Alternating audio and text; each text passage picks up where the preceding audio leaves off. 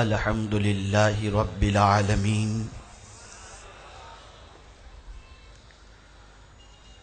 والعاقبة للمتقين والصلاة والسلام على سيد الأنبياء والمرسلين وعلى آله وأصحابه الطيبين الطاهرين أما بعد فأعوذ بالله من الشيطان الرجيم بسم الله الرحمن الرحيم ويقول الذين كفروا لولا أنزل عليه آية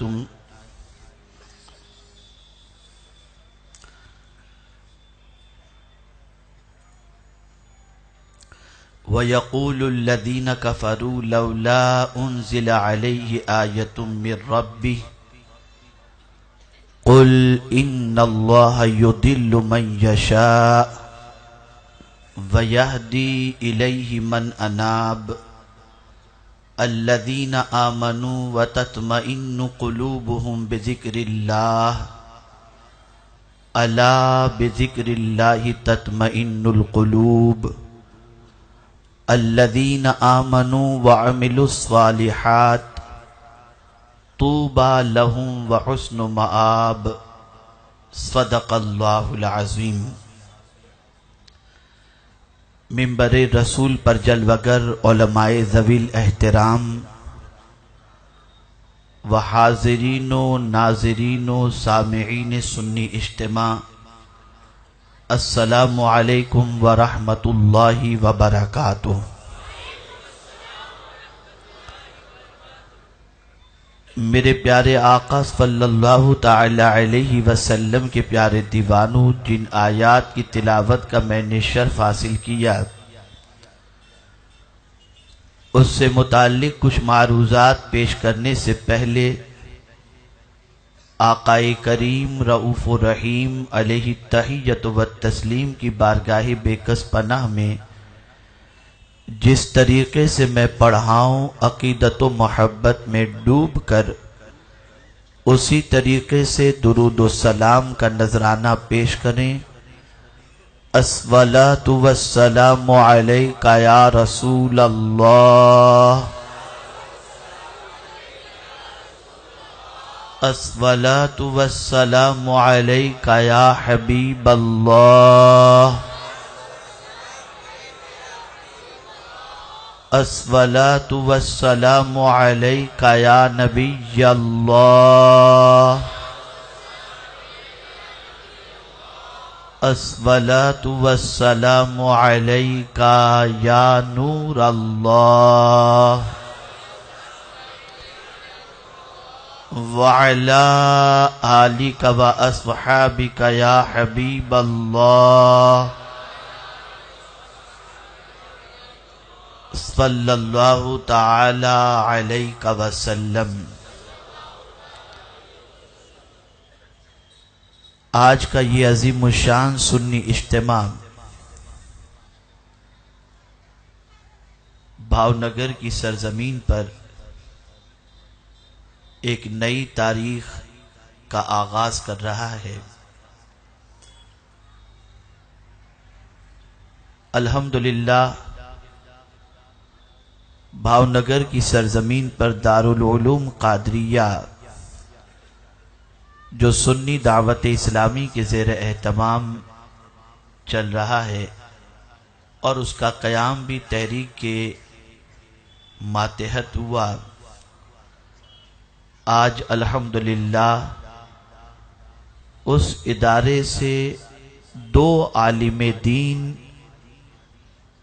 سند فراغت حاصل کر چکے۔ میں دل کی عطا گہرائیوں سے ہمارے بھاؤنگر کے نگراں جناب الحاج عبدالرزاق صاحب اور ان کے جملہ رفقا مبلغین معاونین کو دل کی عطا گہرائیوں سے مبارکباد پیش کرتا ہوں اور ان مدرسین کو بھی ہدیہ تبریک پیش کرتا ہوں جنہوں نے ان بچوں کے سینے میں اپنا علم منتقل کر کے انہیں اس لائق بنایا کہ آج وہ نائب رسول بن کر قوم کے سامنے کھڑے ہو گئے۔ سنی دعوت اسلامی کا منشا یہی ہے کہ دنیا بھر کے اندر علم و اخلاق کے چراغ کو جلایا جائے اور علم اور اخلاق کے زیور سے آراستہ کر کے دنیا کے سامنے مسلمانوں کو پیش کیا جائے تاکہ قوم مسلم جہاں بھی جائے اپنے علم اور اخلاق کی بنیاد پر اپنا مقام اور مرتبہ بناتا چلا جائے اور بڑھاتا چلا جائے۔ میرے پیارے آقا صلی اللہ تعالی علیہ وسلم کے پیارے دیوانوں، گزشتہ اتوار کو دھوراجی کی سرزمین پر جو سنی اجتماع ہوا تھا اس میں نے آج کے اجتماع کا موضوع بتا دیا تھا کہ ذکر الہی سے متعلق میں کچھ باتیں عرض کرنے کی سعادت حاصل کروں گا۔ اللہ رب العزت جل جلالہ مجھے حق کہنے اور آپ سب کو حق سننے کی توفیق عطا فرمائے۔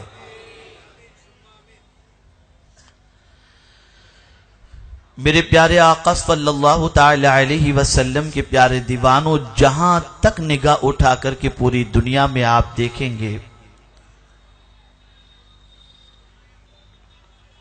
تو اضطراب نظر آئے گا، بے قراری نظر آئے گی، بے چینی نظر آئے گی۔ دنیا کے انسانوں نے یہ تصور کیا کہ بے چینی کے دور کرنے کا علاج یہ ہے کہ ہم نرم گدوں پر آرام کریں گے تو ہمیں چین کی دولت نصیب ہوگی۔ مادی چیزوں کو آج کے انسان نے یہ تصور کیا کہ اس کے ذریعے سامان تسکین وہ ہے اور اس کے ذریعے سکون حاصل کیا جا سکتا ہے۔ لیکن ہم دیکھتے ہیں کہ دولت جتنی بڑھتی جاتی ہے بے چینی اتنی بڑھتی جاتی ہے، مال جتنا بڑھتا جاتا ہے بے قراری اتنی بڑھتی چلی جاتی ہے۔ جیسا کہ ابھی آپ نے نوٹ بندی کے موقع پر دیکھا ہوگا، جس کے پاس مال زیادہ تھا وہ بے چین زیادہ تھا اور جس کے پاس کم تھا وہ آرام کی زندگی گزار رہا تھا۔ ہم نے سوچا کہ مال ہمارے سکون کا ذریعہ ہے، ہم نے سوچا کہ محل ہمارے سکون کا ذریعہ ہے، ہم نے سوچا کہ لمبی کاریں ہمارے سکون کا ذریعہ ہیں۔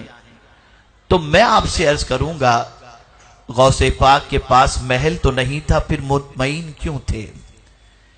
غریب نواز کے پاس محل تو نہیں تھا لیکن پرسکون زندگی کیوں گزار رہے تھے؟ امام عالی مقام کربلا کی تپتی ہوئی ریت پر تھے، پھر بھی مطمئن کیوں تھے؟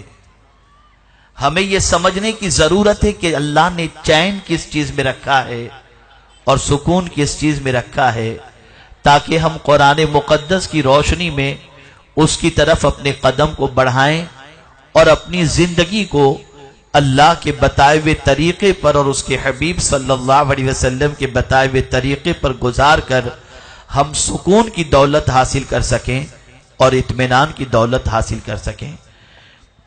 میں نے سورہ رعد کی جن آیات کی تلاوت کا شرف حاصل کیا ہے، سب سے پہلے میں اس کا ترجمہ آپ کے سامنے پیش کروں۔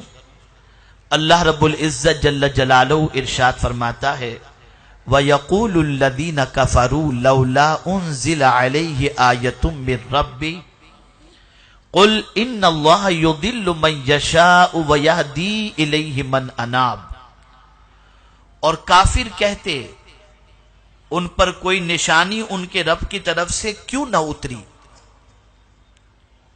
اور کافر کہتے ان پر کوئی نشانی ان کے رب کی طرف سے کیوں نہ اتری، تم فرماؤ بے شک اللہ جسے چاہے گمراہ کرتا ہے اور اپنی راہ اسے دیتا ہے جو اس کی طرف رجوع لائے۔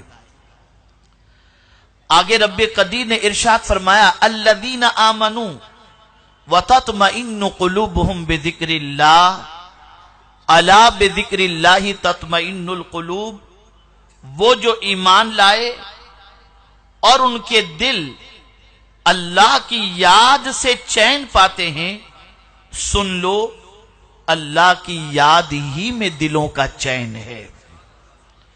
الذین آمنوا وعملوا الصالحات طوبى لهم وحسن مآب، وہ جو ایمان لائے اور اچھے کام کیے ان کو خوشی ہے اور اچھا انجام۔ میرے پیارے آقا صلی اللہ علیہ وسلم کے پیارے دیوانوں، اب اس کو سمجھنے کی کوشش کریں تاکہ آپ جس مقصد کے تحت آج کے اس روح پرور سنی اجتماع میں حاضر ہیں وہ مقصد آپ کا پورا ہو سکے۔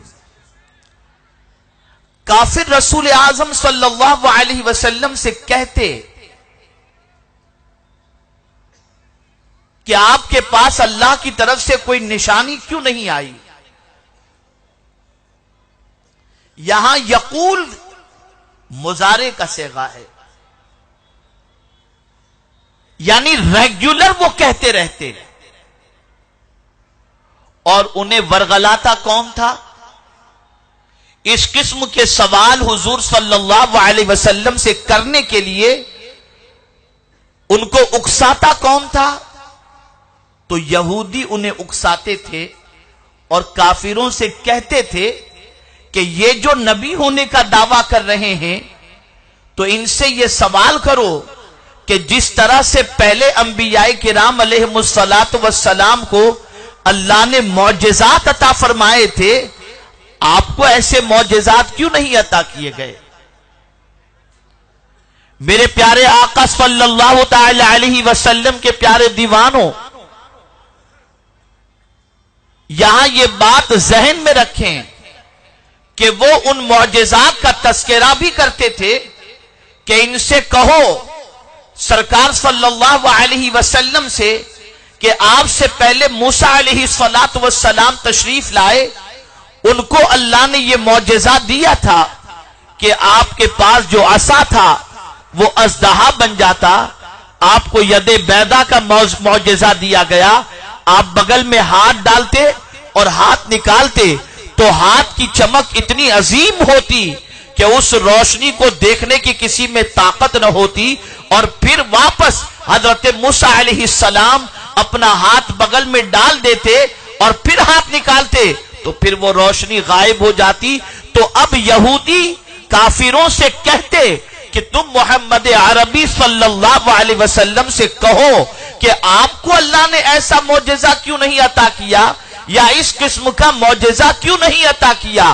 اور یہ سوال وہ ایک بار نہیں کرتے تھے، وہ بار بار کرتے تھے، اور بار بار انہیں معجزات دکھائے جاتے، لیکن پھر بھی وہ اس قسم کا مطالبہ کیا کرتے تھے۔ کبھی کسی کو بھیج کر یہ مطالبہ، کبھی ایک کافر کو بھیج دیا، کبھی دوسرے کو بھیج دیا، کبھی تیسرے کو بھیج دیا۔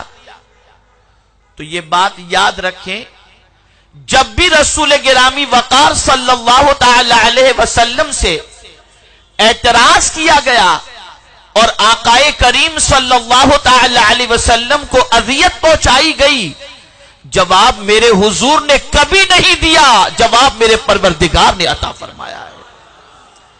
اب یہاں میں معجزات کے حوالے سے آپ کو بتاؤں، ان کا مطالبہ تھا حسی معجزے کا، جو محسوس ہو سکے، جو سمجھ میں آ سکے، جو نظر میں آ سکے، جیسے حضرت موسیٰ علیہ السلام کے ید بیضا کا معجزہ، جیسا حضرت موسیٰ علیہ السلام کا عصا جو تھا وہ سانپ بن جایا کرتا، تو یہ چیزیں نظر آتی تھی، محسوس ہوتی تھی، وہ ایسے معجزے کا مطالبہ کرتے تھے۔ یہاں تھوڑی سی توجہ چاہوں گا، معجزہ اور جادو میں فرق ہے۔ معجزے میں اور جادو کے اندر فرق ہے۔ فرعون نے جادوگروں کی فوج تیار کر رکھی تھی اور موسیٰ علیہ السلام کے مقابلے کے لیے وہ بھیجنا چاہتا تھا، لیکن آپ جانتے ہیں وہ جادوگر سب فنکار تھے. جادوگروں کا معاملہ یہ ہوتا ہے کہ جادوگر جب جاگتا ہوتا ہے تب اس کے جادو کا وہ اثر دکھا سکتا ہے. جادوگر سو جائے اس کے جادو کا اثر نہیں دکھا سکتا. توجہ چاہوں گا. جادوگر سوتے میں اپنا جادو نہیں دکھا سکتا. اسے جادو کا فن دکھانا ہے تو اسے جاگتے رہنا ضروری ہے. وہ جاگتے ہوئے میں کسی پر جادو کر سکتا ہے, وہ خود سو کر کسی پر جادو نہیں کر سکتا. اور معجزے کا معاملہ یہ ہے کہ نبی سوئے بھی ہوں تو ان کا معجزہ نظر آتا رہتا ہے. اسی لیے حضرت موسیٰ علیہ السلام کے مقابلے میں جب جادوگر آئے تو جادوگروں نے فرعون سے کہا کہ موسیٰ کے پاس جو اژدہا ہے ہم اس حال میں دیکھنا چاہتے ہیں کہ جب موسیٰ سوئے ہوں. جاگتے میں موسیٰ کو نہیں دیکھنا. جاگتے میں موسیٰ کو نہیں دیکھنا. جادوگر تھے نا, فنکار تھے, وہ فن جانتے تھے, وہ ہنر جانتے تھے, اس کا نالج تھا. اس لیے انہوں نے کہا کہ ہم جو ہے موسیٰ علیہ السلام کو سوتے میں دیکھنا چاہتے ہیں. تو حضرت موسیٰ علیہ السلام آرام کر رہے تھے اور عصا پڑا ہوا تھا. جیسے ہی جادوگر آئے عصا اژدہا بن گیا.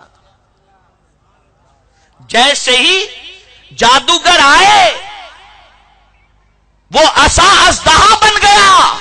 قرآن کہتا ہے کہ جادوگروں نے فرعون سے کہا, فرعون کے بارے میں کہا کہ ہمیں جادو کرنے پر مجبور کیا گیا ہے. اللہ اکبر. لیکن قرآن کہتا ہے اللہ اللہ. دیکھیے پروردگار کی شان کہ اللہ عز و جل کبھی کسی کو ہدایت دینا چاہتا ہے تو کس طریقے سے ہدایت عطا فرماتا ہے. تھے تو وہ جادوگر, لیکن موسیٰ علیہ السلام کے اس معجزے کو دیکھنے کے بعد انہوں نے جادوگری سے توبہ کر لی اور موسیٰ علیہ السلام پر ایمان لے آئے. اور پھر جب فرعون نے ڈرایا کہ ہم تمہارا یہ حشر کر دیں گے تو تھوڑی دیر پہلے جو فرعون کے جادوگر بن کر موسیٰ علیہ السلام کے مقابلے کے لیے آئے تھے وہ موسیٰ علیہ السلام کا معجزہ دیکھنے کے بعد یہ کہنے پر مجبور ہو گئے, ارے فرعون تو ہمیں کیا ڈراتا ہے, فاقدی ما انت قاضٍ, تجھے جو چاہیے تو کر کے دیکھ لے, ہم اللہ عز و جل پر ایمان لے آئے. تو نبی کا معجزہ جو ہوتا ہے نا, وہ نبی آرام بھی کر رہے ہوں تو معجزے کا ظہور ہوتا رہتا ہے. اب انہوں نے حضور سے معجزہ مانگا تھا تو سرکار نے معجزے دکھائے. کنکریوں سے حضور نے کلمہ پڑھوایا. استوان حنانہ کو روتے ہوئے انہوں نے دیکھا. چاند کے 2 ٹکڑے کرتے ہوئے حضور کو دیکھا. سورج کو پلٹاتے ہوئے حضور کو دیکھا. سرکار نے یہ سارے معجزے دکھائے, لیکن میرے کریم نے واضح لفظوں میں فرما دیا, پالنہار حقیقی نے واضح لفظوں میں فرما دیا کہ میرے محبوب آپ کہہ دیجئے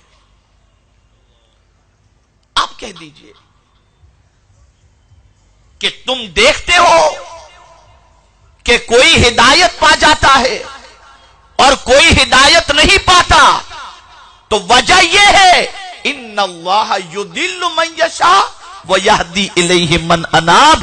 اللہ جسے چاہتا ہے گمراہ کر دیتا ہے اور جسے چاہتا ہے ہدایت کی دولت عطا فرما دیتا ہے. اب یہاں تک سمجھنے کے بعد پھر تھوڑے آگے سمجھیں اور حضور صلی اللہ علیہ وسلم کی عظمت کو سمجھیں.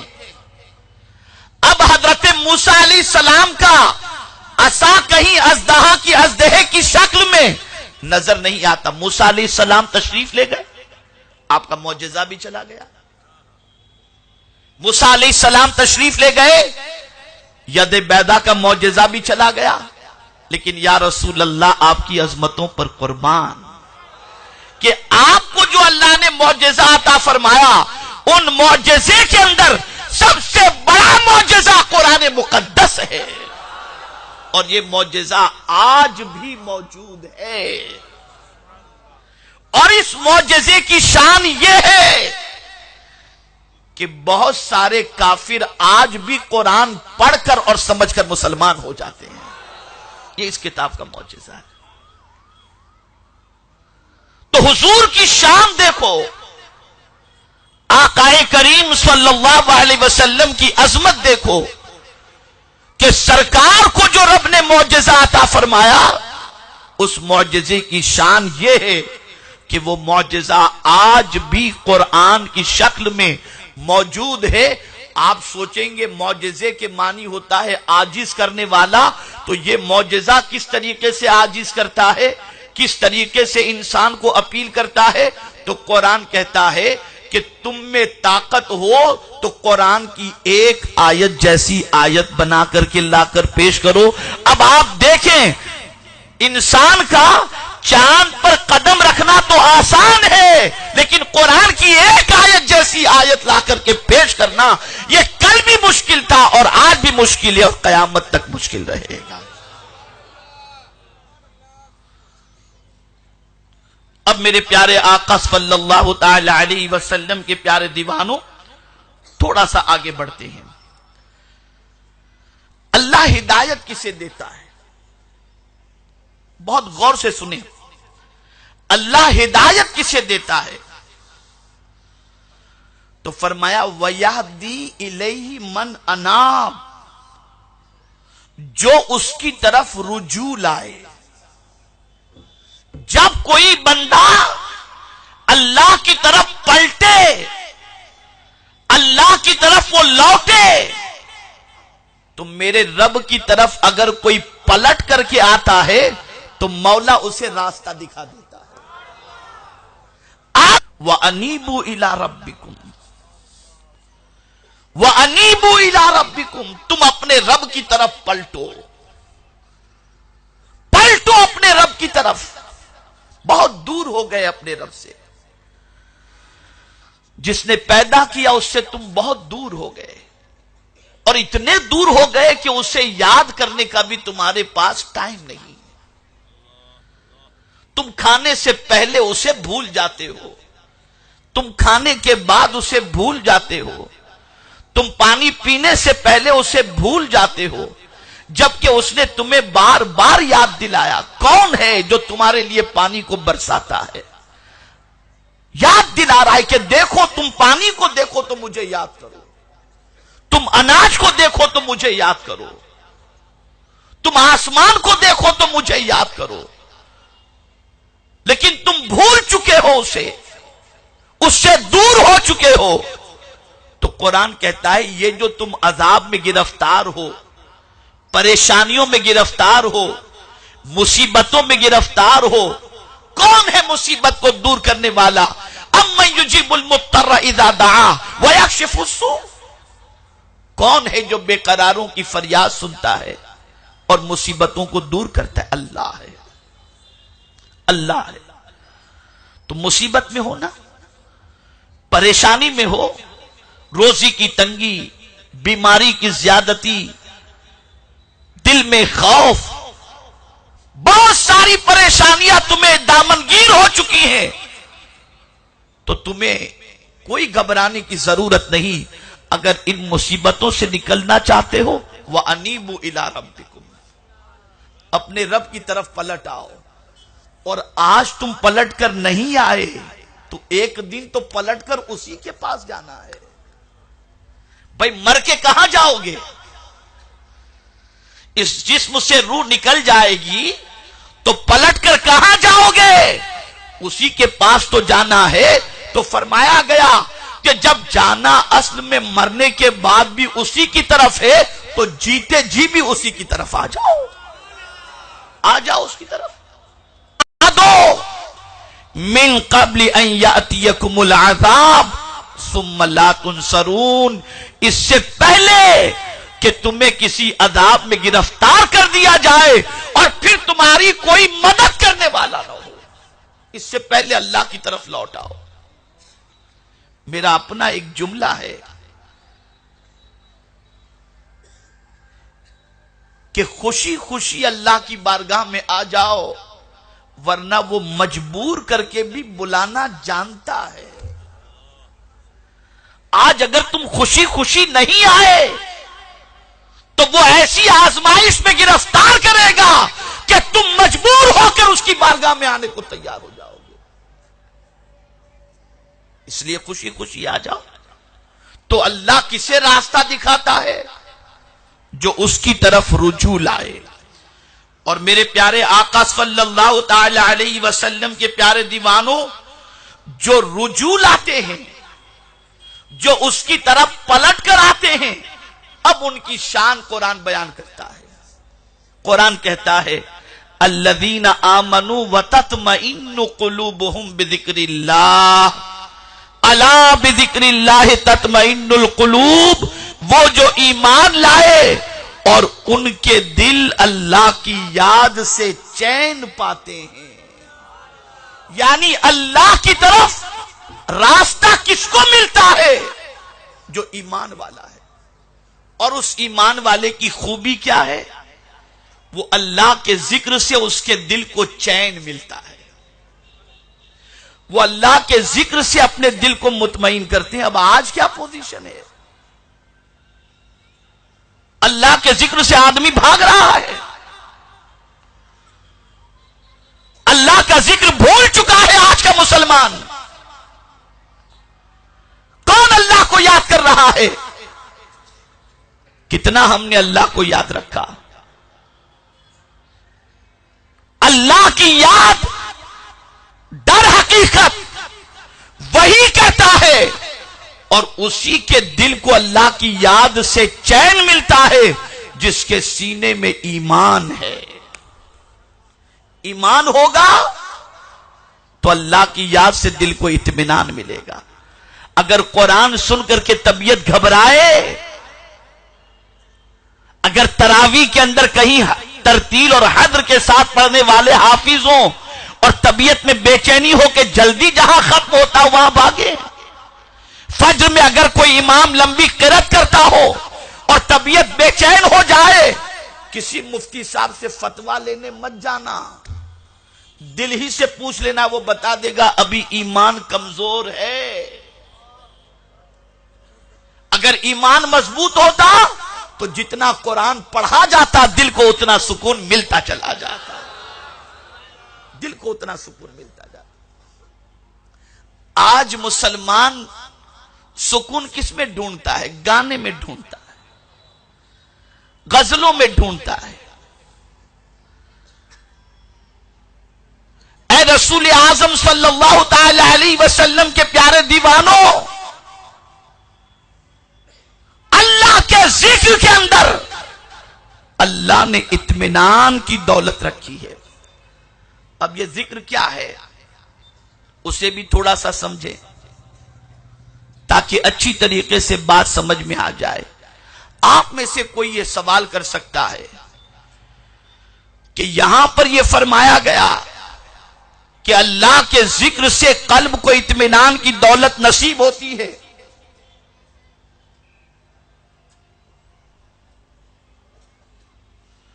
اللہ کے ذکر سے قلب کو اطمینان کی دولت نصیب ہوتی ہے، لیکن سورہ انفال میں تو کچھ اور ہے۔ سورہ انفال میں اللہ نے ارشاد فرمایا انما المؤمنون الذین اذا ذکر اللہ وجلت قلوبہم، ایمان والے وہی ہیں جب ان کے سامنے اللہ کا ذکر کیا جائے تو ان کے دل لرزنے لگتے ہیں۔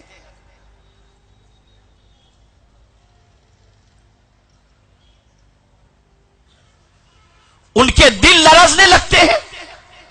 تو ایک طرف تو قرآن یہ کہہ رہا ہے کہ اللہ کے ذکر سے اطمینان کی دولت نصیب ہوتی ہے، اور دوسری طرف قرآن یہ کہتا ہے کہ اللہ کے ذکر سے دل لرزنے لگتے ہیں۔ مراد یہ ہے مراد یہ ہے کہ اے رسول اعظم صلی اللہ علیہ وسلم کے دیوانوں، کہ اللہ کا جب نام لیا جاتا ہے تو انسان پر اللہ کا خوف بھی طاری ہوتا ہے، اور انسان پر اللہ کی طرف سے جو ہے وہ امید بھی دل میں پیدا ہوتی ہے۔ تو اب جب اللہ کا ذکر سنو تو اللہ سے ڈرو بھی، اور اللہ کا ذکر سنو تو اللہ سے امید بھی رکھو۔ دونوں پہلو اس کے اندر آ گئے۔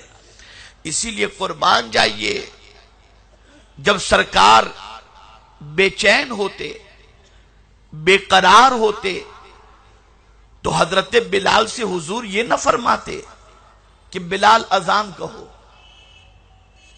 توجہ چاہوں گا، وہ سید الانبیاء جن کی شان اعلی حضرت یوں کہیں کہ ان کے نثار کوئی کیسے ہی رنج میں ہو، جب یاد آ گئے ہیں سب غم بلا دیے ہیں۔ ذرا ہم حضور سے بھی پوچھیں کہ سرکار آپ کو جب غم ہوتا تو آپ کیا کرتے تھے؟ آپ کے سکون کا علاج کیا تھا؟ تو حدیث مبارکہ میں ہے، جیسے ہی سرکار صلی اللہ تعالی علیہ وسلم کو کوئی غم لاحق ہوتا تو بلاتے حضرت بلال کو، اور یہ نہیں کہتے تھے کہ بلال اذان کہو، بلکہ حدیث کے الفاظ ہیں، ارحنا یا بلال، اے بلال مجھے راحت پہنچاؤ، یعنی تم اپنی زبان سے اللہ کا ذکر کرو، اس سے میرے دل کو چین کی دولت نصیب ہو جائے گی۔ میرے پیارے آقا صلی اللہ تعالی علیہ وسلم کے پیارے دیوانوں، اللہ کا ذکر دلوں کا چین ہے، اللہ کا ذکر دلوں کا سکون ہے، اللہ کا ذکر قلب میں اطمینان کی دولت پیدا کر دیتا ہے، قلب میں اطمینان عطا کر دیتا ہے۔ صحابہ کی زندگی دیکھو، تابعین کی زندگی دیکھو، اولیاء کرام کی زندگی دیکھو، ان کا ایمان اتنا اسٹرانگ تھا کہ جب جب ٹینشن آیا انہوں نے اللہ کا ذکر کیا، اور جب جب راحت نصیب ہوئی تب بھی اللہ کا ذکر انہوں نے کیا ہے۔ اب یہاں اللہ کا ذکر نہ کرنا، اس کا نقصان کیا ہے؟ فائدہ تو آپ نے سن لیا کہ اللہ کے ذکر سے دل کو اطمینان ملتا ہے، بلکہ میرے پیارے آقا صلی اللہ علیہ وسلم کے پیارے دیوانوں، کبھی میدان جنگ میں یا مصیبت میں گھر جاؤ تو اس موقع پر بھی قرآن کہتا ہے کہ تم کیا کرو، یا ایھا الذین آمنوا اذکروا اللہ ذکرا کثیرا، اے ایمان والو اللہ کا ذکر خوب کثرت کے ساتھ کرو، نتیجہ کیا ہوگا؟ اللہ تمہیں کامیابی سے ہمکنار فرما دے گا۔ اللہ کا ذکر کرو، اللہ کو یاد کرو۔ اعلی حضرت عظیم البرکت بہت کم سفر فرماتے تھے۔ ایک بار سفر کرتے ہوئے اعلی حضرت علیہ الرحمہ ایک ایسی جگہ سے گزرے جو ویران جگہ تھی، اور اذان کا وقت ہوا۔ قربان جائیے، علماء کی اعلی حضرت کے ساتھ ہوتی تھی، لیکن اعلی حضرت نے خود اذان کہنا شروع کر دیا۔ اذان ختم ہوئی، علماء نے کہا حضور ہم سے فرما دیتے، ہم اذان کہہ دیتے۔ ارشاد فرماتے میں چاہتا ہوں کہ یہ جنگل، یہ بیابان کے ذرات جو ہے قیامت کے دن اللہ کی بارگاہ میں گواہی دیں کہ میں نے یہاں پر اللہ کا ذکر کیا تھا۔ اسی لیے فرمایا گیا جب تم عمرہ کا احرام یا حج کا احرام باندھو تو نیت کے بعد بلند آواز سے لبیک کہو، کہ یہ آواز جو پتھر سنے گا وہ بھی قیامت میں تمہارے حق میں گواہی دے گا۔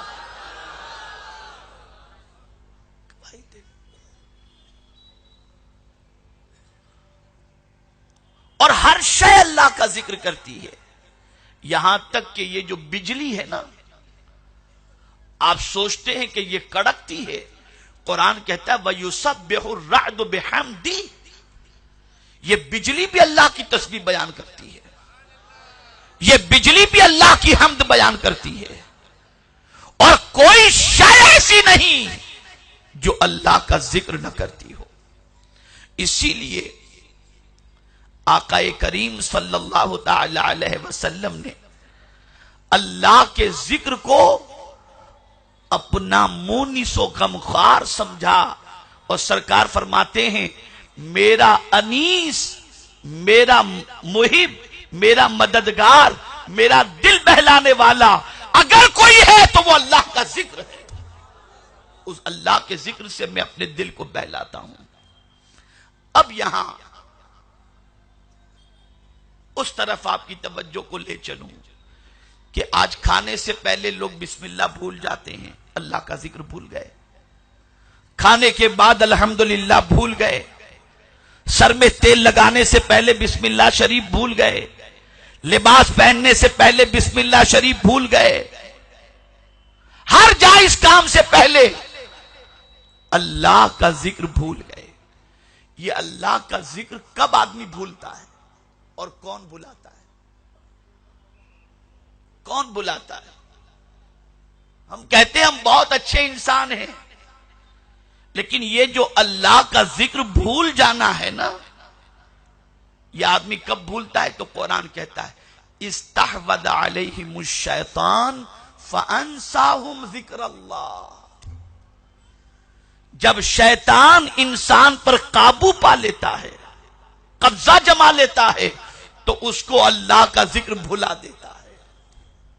تو پتا چلا کہ ہم اگر اللہ کے ذکر سے غافل ہیں تو شیطان نے ہم پر تسلط کر لیا ہے، شیطان نے ہم پر قبضہ کر لیا ہے، شیطان نے ہمارے دل کو کنٹرول کر لیا ہے۔ اسی لیے حدیث شریف میں ہے کہ شیطان انسان کے دل پر گرہ لگاتا ہے، اور جیسے ہی انسان اللہ کہتا ہے شیطان کی گرہ کھل جاتی ہے اور شیطان بھاگ جاتا ہے۔ یہ آج پیسوں میں برکت ختم، کھانے میں برکت ختم، عمر میں برکت ختم، یہ سب چیزوں میں جو برکت ختم ہو چکی ہے، اور آج انسان جو گھاٹے میں جا رہا ہے، اس کی سب سے بڑی وجہ یہ ہے کہ شیطان نے اس پر قبضہ جما لیا ہے۔ استحوذ علیہم الشیطان فانساہم ذکر اللہ۔ اور آگے سنو، ایسی محفلوں میں، اب یہ بہت پتے کی بات کر رہا ہوں، اور ہر کوئی اپنی محفل کے بارے میں سوچ لے۔ اگر کوئی ایسی محفل میں بیٹھتا ہے جس محفل میں اللہ کا ذکر نہیں ہوتا، بھنکس ہوتی ہے، عام زبان کے اندر گپ شپ، ادھر ادھر کی باتیں، بے وجہ بے مقصد کی باتیں، اللہ کا ذکر نہیں ہوتا، تو آدمی تو سمجھتا ہے میں اپنے دوستوں کے ساتھ بیٹھا ہوں، میں گپ شپ کر رہا ہوں، میں ہنسی مذاق کر رہا ہوں، میں دل لگی کر رہا ہوں۔ قرآن نے اس گروہ کو کیا ٹائٹل دیا معلوم ہے؟ جو اللہ کا ذکر بھول کر دنیاوی فضول باتوں میں، جس سے نہ کوئی دینی فائدہ ہے نہ دنیاوی فائدہ، گپ شپ میں جو لگے ہیں، قرآن کہتا ہے اولئک حزب الشیطان، یہ شیطان کا گروہ ہے۔ یہ کس کا گروہ ہے؟ شیطان کا گروہ ہے۔ اب ہم مسلم محلوں میں دیکھ لیں، مسلم سوسائٹی میں دیکھ لیں کہ کتنی جماعتیں ایسی ملیں گی اور کتنے گروپ ایسے ملیں گے جو بیٹھ کر اللہ کا ذکر کرتے ہوں، اللہ کے رسول کا ذکر کرتے ہوں، یا نیکی کی بات کرتے ہوں۔ تو مولا یہ جو گپ شپ کرتے ہیں اور تیرا ذکر نہیں کرتے، تو کیا یہ لوگ فائدے میں ہیں؟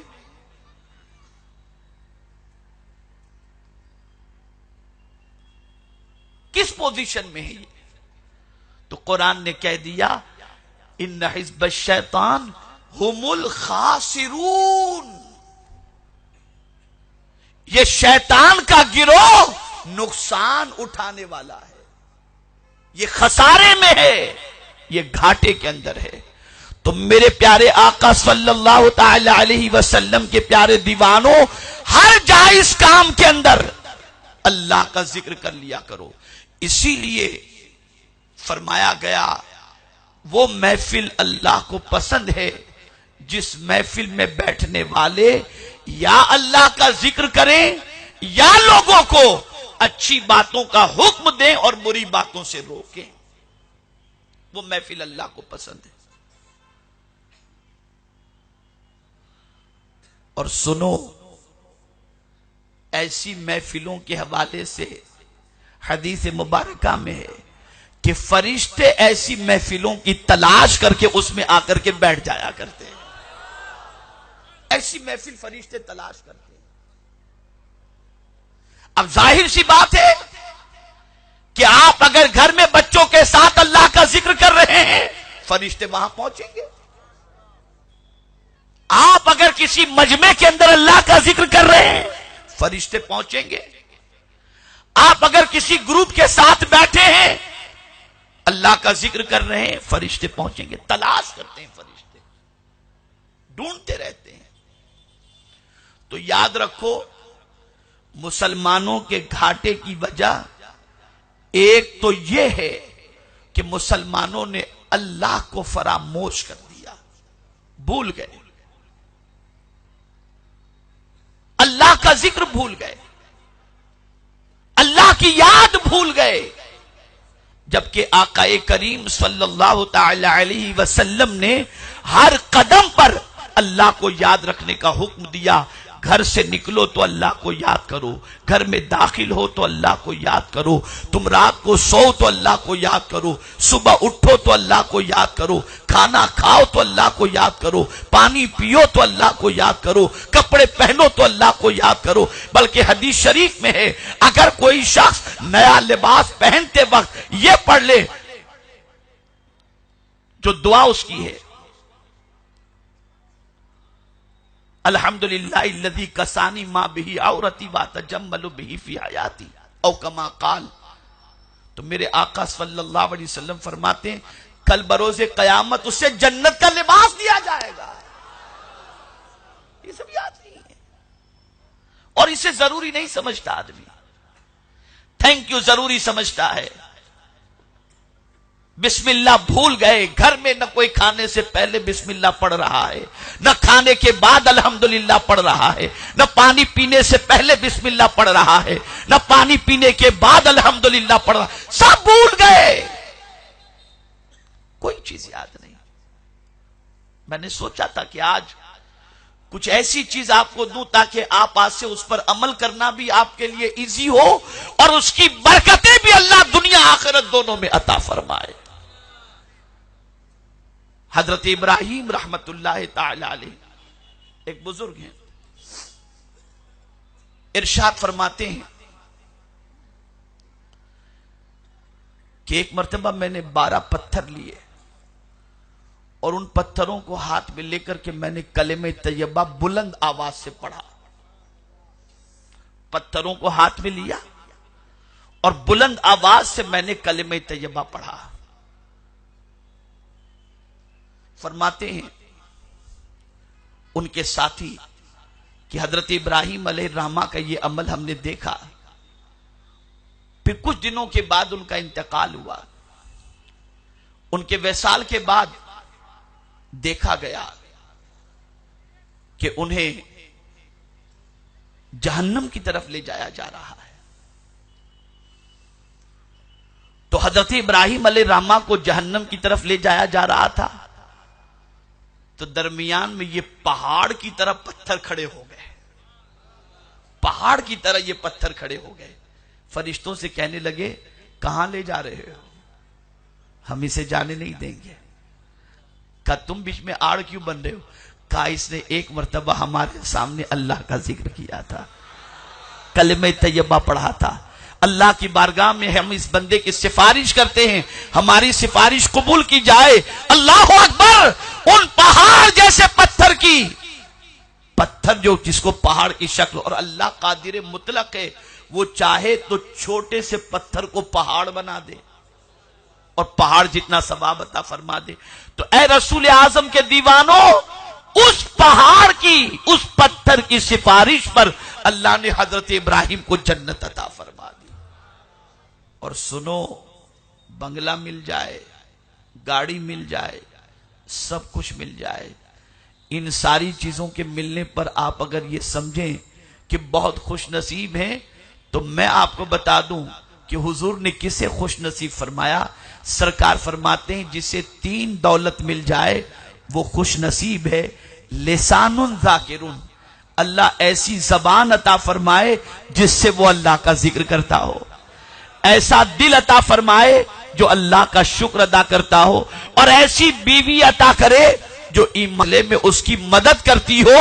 اللہ عز و جل اگر کسی کو یہ 3 نعمت عطا کر دے، وہ انسان خوش نصیب ہے، خوش نصیب ہے۔ تو ذکر کیا کرو، اٹھتے بیٹھتے چلتے پھرتے اللہ کو یاد کیا کرو۔ اور پھر اگر کوئی بندہ ہو کر خدا کو یاد کرے تو وہ کریم اس بندے کو محروم نہیں رکھتا، فرماتا ہے فَاذْكُرُونِي أَذْكُرْكُمْ، تم میرا ذکر کرو میں تمہارا چرچا کروں گا۔ تم یاد تو کر کے دیکھو۔ اسی لیے ایک بزرگ فرماتے ہیں میرا رب جب مجھے یاد کرتا ہے تو مجھے پتہ چل جاتا ہے۔ کہا کیسے پتہ چلتا ہے؟ کہا جب میں اللہ کا ذکر کرتا ہوں تو میرا دل کہتا ہے تو اسے یاد کر رہا ہے، وہ تجھے یاد فرما رہا ہے، تو یاد کرو اسے۔ اب شیطان کے گروہ میں جانے سے بچیں، اور شیطان کا گروہ کون سا ہے؟ جو اللہ کی یاد کو بلا دے۔ اب ایک آخری بات آیت عرض کر کے اپنی گفتگو کو ختم کرتا ہوں۔ بہت سارے لوگ اکتاتے ہیں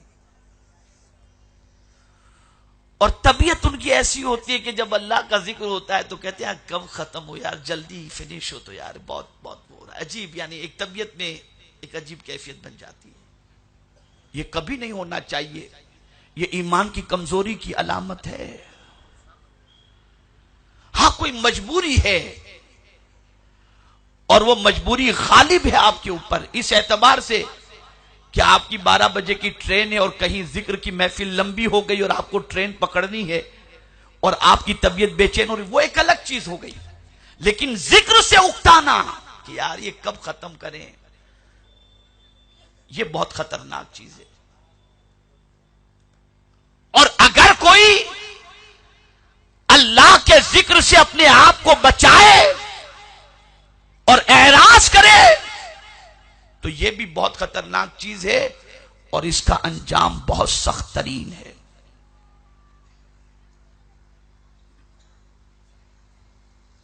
قرآن مقدس میں اللہ عز و جل نے ارشاد فرمایا وَمَن يُعْرِضْ عَن ذِكْرِ رَبِّهِ يَسْلُكْهُ عَذَابًا صَعَدًا، جہنم کے اندر ڈال دیا جائے گا۔ اس لیے اللہ کے ذکر سے اعراض نہ کرو۔ اسی لیے حدیث شریف میں ہے کہ بچہ جب زبان حرکت دے، زبان کو حرکت دے، تو اسے سب سے پہلے جو لفظ سکھانا ہے وہ اماں یا ابا نہیں، اللہ سکھانا ہے۔ اس لیے کہ وہ اللہ کہے گا، اس کے اللہ کہنے پر اللہ تم پر رحمتوں کی بارش نازل فرما دے گا۔ یہ سکھاؤ۔ تو آج سے آپ کو چند چیزوں کا خیال کرنا ہے۔ پہلی چیز، کھانے سے پہلے بھی اللہ کو نہ بھولو، بسم اللہ شریف پڑھ کر کے ہی کھاؤ۔ بھولیں گے آج کے بعد؟ کھانے کے بعد الحمدللہ پڑھو، پانی پینے سے پہلے بسم اللہ شریف پڑھو، پانی پینے کے بعد الحمدللہ پڑھو، لباس پہننے سے پہلے بسم اللہ شریف پڑھو، لباس اتارنے سے پہلے بسم اللہ شریف پڑھو، نیا لباس پہنتے وقت نئے لباس کی دعا پڑھ لیا کرو، گھر سے باہر نکلو بسم اللہ لا حول ولا قوت الا باللہ پڑھ کر نکلو، گھر میں داخل ہو تو اللہ کا ذکر کرو۔ ارے اس طرح سے زندگی گزار کے دیکھو، تم اس کو یاد کرو گے، وہ اپنی برکتوں سے دونوں جہاں میں مالا مال فرما دے گا۔ مجھے امید ہے کہ انشاءاللہ العظیم آج کے بعد یہ ماحول بنانے کی آپ کوشش کریں گے نا انشاءاللہ العظیم۔ اب ایک سوال پوچھتا ہوں، سنی دعوت اسلامی کے آج کے اجتماع میں آپ نے کچھ سیکھا یا نہیں سیکھا؟ دیکھیے ماشاءاللہ ابھی سے اللہ کا ذکر شروع ہو گیا، سبحان اللہ۔ کبھی آپ نے سوچا کہ خاتون جنت رضی اللہ تعالیٰ عنہ کو بتول کیوں کہتے ہیں؟ کہتے ہیں نا زہرا بتول، کیوں کہتے ہیں؟ قرآن مقدس میں رب قدیر نے فرمایا وَاذْكُرِ اسْمَ رَبِّكَ وَتَبَتَّلْ إِلَيْهِ تَبْتِيلًا، تمہارے رب کے نام کا ذکر کرو اور سب سے کٹ کر اس کے ہو جاؤ، سب سے کٹ کر اس کے ہو جاؤ۔ تو خاتون جنت کو زہرا بتول اسی لیے کہتے ہیں کہ وہ سب سے کٹ کے خدا کی ہو گئی تھی، اسی لیے ان کو بتول کہا جاتا ہے۔ تو اے رسول اعظم صلی اللہ علیہ وسلم کے دیوانوں، اس کا ذکر اپنا وظیفہ بناؤ۔ اور ایک بات یاد آ گئی تو عرض کروں، جہاں خدا کا ذکر ہو رہا، اور یہ بھی یاد رکھیں سنی جہاں خدا کا ذکر کرتا ہو، یہ نہیں کہ دیوبندی کی محفل میں چلے گئے کہ وہ بھی تو اللہ کا ذکر کرتے، نہیں، وہ اللہ کے ذکر کے بعد کوئی زہر پلا دیں گے اور ایمان کھینچ لیں گے، نہیں۔ جہاں غلام رسول اللہ کا ذکر کرتے ہو تو اس ذکر کی محفل میں بیٹھنا حضور کی سنت ہے۔ حضور سے رب نے فرمایا وَاصْبِرْ نَفْسَكَ مَعَ الَّذِينَ يَدْعُونَ رَبَّهُمْ بِالْغَدَاةِ وَالْعَشِيِّ، اے میرے محبوب اپنے آپ کو ان کے ساتھ بٹھا کر رکھو جو صبح و شام اللہ کو یاد کرتے رہتے ہیں۔ آپ کو بتاؤں، ارے اللہ والوں کی پہچان ہی یہ بتائی گئی جن کے چہرے کو دیکھو تو خدا یاد آ جائے۔ ولی کی پہچان چہرے کو دیکھو تو خدا یاد آ جائے، اس لیے کہ وہ اللہ کا اتنا ذکر کرتے ہوتے ہیں کہ ان کو دیکھ کر کے اللہ یاد آ جایا کرتا ہے۔ مسلمانوں، اللہ کو نہ بھولو، اس کی یاد اپنی زندگی کا وظیفہ بناؤ۔ اور الحمدللہ سنی دعوت اسلامی کا ہفتہ واری سنی اجتماع جہاں جہاں بھی ہوتا ہے وہاں الحمدللہ ذکر الہی کی محفل ہوتی ہے۔ آپ سب سے گزارش ہے سنی دعوت اسلامی سے جڑو۔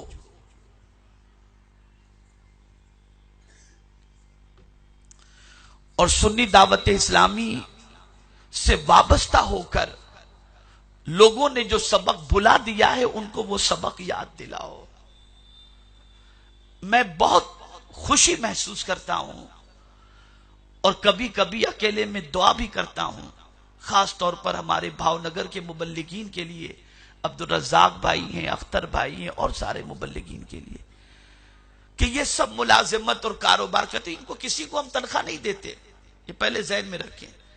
اب میں ان کو تنخواہ دوں 25,000 روپے اور پھر ان سے میں کہوں کہ سال کا 12 لاکھ تم چندہ کر کے لا کر مجھے دو، اس میں سے 3 لاکھ تم کو دے دوں گا، 9 لاکھ تنظیم کو دے دوں گا، ہم یہ سب نہیں کرتے۔ یہ سب بیچارے اپنا وقت نکالتے ہیں، اپنے وقت میں سے کام کرتے ہیں، اپنے وقت میں سے کام کرتے ہیں۔ میں یہ نہیں کہتا کہ جو اس طریقے سے کام انجام دیتے ہیں تنخواہ دار بن کر کے، ان کے حوالے سے میں کوئی کرٹیسائز کر رہا ہوں، نہیں، لیکن میں ان کی بات آپ کو بتا رہا ہوں۔ لیکن الحمدللہ مجھے معلوم ہے اور اچھی طریقے سے معلوم ہے کہ آپ کے اٹھنے سے پہلے صبح یہ آپ کو نماز کے لیے اٹھانے کو گلی میں نکلتے ہیں۔ اب آپ مجھے بتاؤ، آپ اگر اپنے بیٹے سے بھی کہیں گے روز تیرے کو 500 روپے دیتا ہوں صبح فجر میں مجھے اٹھانا، نہیں اٹھائے گا۔ یہ کچھ نہیں لیتے، آپ کو اٹھانے آتے ہیں، جگانے آتے ہیں۔ آپ ذرا سوچو، مدرسہ آپ کے لیے، ہیرا انگلش اسکول آپ کے لیے، ہفتہ واری اجتماع آپ کے لیے، قافلہ آپ کے لیے، یہ سب کچھ کیا جا رہا ہے صرف اس لیے کہ بھولا ہوا سبق آپ کو یاد دلایا جائے اور آپ کو خدا اور اس کے رسول سے قریب کر دیا جائے۔ ان کا احسان جتنا مانے اتنا کم ہے کہ آپ خدا کو بھول جا رہے ہو، یہ آپ کو خدا کو یاد دلاتے ہیں، اور یہ آپ کے سچے دوست ہیں۔ اور صرف میں مبلغین کی بات نہیں کر رہا، یہ ہمارے جتنے علماء ہیں، جتنے ائمہ مساجد ہیں، ماشاءاللہ سب سنی صحیح العقیدہ یہی کام انجام دیتے ہیں۔ صدیق اکبر رضی اللہ تعالیٰ عنہ سے پوچھا گیا، سچا دوست کون؟ سچا دوست کون؟ آپ ارشاد فرماتے ہیں، سچا دوست وہ ہے کہ جب تم خدا کو بھولو تو وہ تمہیں یاد دلا دے۔ تمہارا سچ۔ تو میری آپ سے گزارش ہے، جو دور دراز سے مختلف علاقوں سے حد نگاہ تک غلامان رسول کا یہ مجمع ہے، جہاں جہاں سے بھی آئے ہیں، آپ سنی دعوت اسلامی کا کام اپنے علاقے میں شروع کریں، اور یاد رکھو تم دین کا کام کرو، اللہ دین بھی سنوار دے گا اور دنیا بھی سنوار دے گا۔ کوئی پریشانی ہے نیت کر لو، میں سنی دعوت اسلامی کے قافلے میں 3 دن کے لیے جاؤں گا، اللہ اس کے صدقے میں پریشانی دور فرما دے گا۔ ارے جب علم حاصل کرنے کے لیے جو بچہ کوئی گھر سے نکلتا ہے اور اس کے پیر مٹی والے ہو جائیں تو ان پیروں کو جہنم کی آگ نہیں، تو جو راہ خدا میں پیر مٹی والے ہو جائیں تو جہنم کی آگ نہیں جلا سکتی، تو دنیا کی مصیبت بھی اسے نہیں جلا سکتی ہے۔ اللہ سب آسان کر دے، تو ان چیزوں پر توجہ دیں۔ اور الحمدللہ ہیرا انگلش اسکول بھی کلاس فرسٹ سے اس کا آغاز انشاءاللہ ہونے والا ہے۔ اس سال سے الحمدللہ گجراتی اور انگلش دونوں میڈیم کے اندر سنی دعوت اسلامی کا اسکول بھاؤنگر میں شروع ہونے جا رہا ہے۔ آپ سے گزارش ہے کہ اسکول میں اپنے بچوں کو بھیجیں۔ بہت ساری اسکول، ہم نے اسکول کیوں شروع کی؟ اب تو اسکولی کی بات نہیں ہے، صرف آپ کی اطلاع کے لیے اور آپ کو ترغیب کے لیے کہ کل میں اجمیر مقدس میں تھا صبح، الحمدللہ اجمیر شریف میں وہاں کی جو سول ہاسپٹل ہے، زنانہ ہاسپٹل، جو تقریباً 4 ضلعوں کے اندر سب سے بڑی ہاسپٹل ہے، سنی دعوت اسلامی نے اس ہاسپٹل کا اپروکسیمیٹلی کم و بیش 5000 فٹ کا ایک وارڈ سنی دعوت اسلامی نے گود لے لیا ہے۔ اور وہاں جو پیشنٹ ہوں گے ان کی جو ضرورت ہاسپٹل پوری کرے گی وہ تو ہے ہی، اس کے علاوہ اگر کوئی ضرورت پڑ گئی تو سنی دعوت اسلامی ان کی ضرورت کو پوری کرے گی۔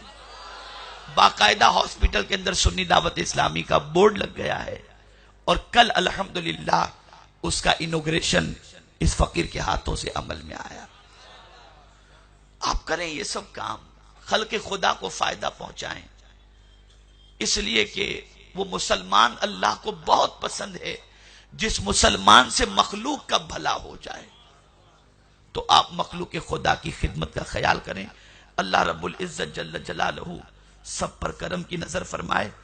اور مجھے آج ہمارے گجرات کے رکن شورا علامہ شبیر پٹیل صاحب نے، بروچ کے نگراں ہمارے، انہوں نے کہا کہ